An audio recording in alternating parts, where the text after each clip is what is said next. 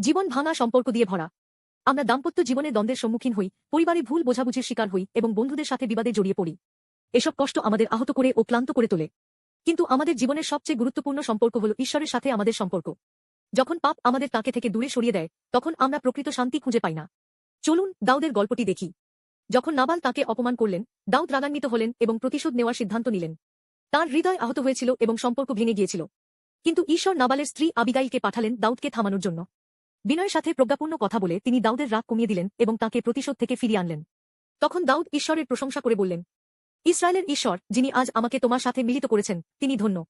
1 শমূয়েল 2:5-3-2। এটি পুনরুদ্ধারের প্রথম ধাপ ছিল। দাউদের হৃদয় পরিবর্তিত হল এবং তিনি নিজের পথের পরিবর্তে ঈশ্বরের পথ অনুসরণ করলেন। আপনার জীবনে কি কোনো ভাঙা সম্পর্ক আছে? আপনি কি এখনো রাগ বা কষ্ট ধরে রেখেছেন? যেমন আবিগাইল দাউদকে শান্তি পেতে সাহায্য করেছিলেন, তেমনি যিশু আমাদের ঈশ্বরের সাথে মিলিত করার জন্য এসেছেন। ক্রুশে তিনি আমাদের পাপ, কষ্ট এবং ভাঙা সম্পর্কগুলোর বোঝা বহন করেছেন। যখন আমরা তাঁকে বিশ্বাস করি এবং তাঁর অনুগ্রহ গ্রহণ করি, তখন আমরা ঈশ্বরের সাথে মিলিত হই এবং অনন্ত জীবনের প্রতিশ্রুতি পাই। যিশু আমাদের সংগ্রামের মধ্যে আমাদের খুঁজে নেন। আবিগাইলের মতো তিনি আমাদের হৃদয় শান্ত করেন এবং নতুনভাবে শুরু করার শক্তি দেন।